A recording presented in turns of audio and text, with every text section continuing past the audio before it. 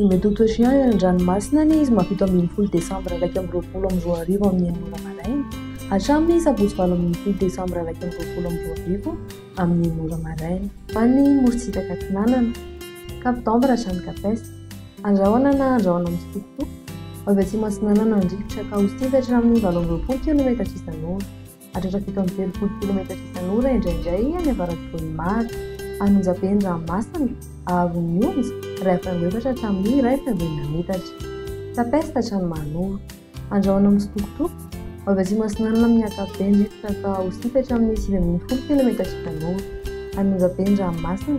ahavon'ny onja latsaky ny iray fangoefatra hatramin'ny iray fangoena metatra. Manoro hatrany Taolagnaro andrahoana amin'ny sitokotoko avy avaratra Atsinanana andrivotra ka hosivatra amin'ny 20 km isan'ora hatratra fito amin'ny 30 hatramin'ny 90 km isan'ora indraindray manakaiky ny Taolagnaro anonjapeny ranomasina ahavon'ny onja iray faingo 10 metatra hatratra 2 metatra any amin'ny tapany atsimo. Taolagnaro hatrany Cap Sainte-Marie anorana tandrifin-drahona avy Atsinanana na avaratra Atsinanana andrivotra amin'ny ankapobeny ka ho 20 hatramin'ny 90 km isan'ora hatratra 20 km isan'ora indraindray anonjapeny ranomasina ahavon'ny onja latsaky ny 2 fangoefatra metatra amin'ny ankapobeny. Ho an'ny morontsiraka andrefana Cap Sainte-Marie hatrany Cap Saint-Vincent anorana tandrifin-drahona avy andrefana amin'ny ankapobeny rivotra ka hosivatra amin'ny 9 km isan'ora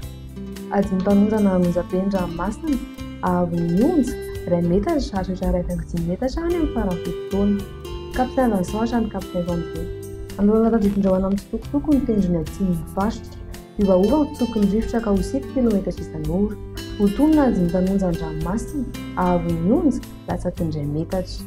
Cap Saint-André hatrany Analalava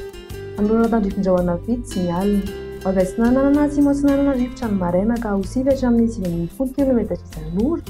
fa ho azo andrefana na avaratra andrefana ny rivotra ny tolakandro ka hosivatra amin'ny 9 km isan'ora hotonony ranomasina ahavon'ny onja latsaky ny 2 metatra. Analalava hatrany Kapitambra anorana tandrifin-drahona vitsy ny atsimony Mosibe ny alina avy atsimo Atsinanana ny rivotra amin'ny tapany avaratra ka hosivatra hatramin'ny 20 km isan'ora iovaova kosa ny ankafa ka hosivatra amin'ny 9 km isan'ora hotonona adin-tanonja ny ranomasina ahavon'ny onja latsaky ny 2 metatra.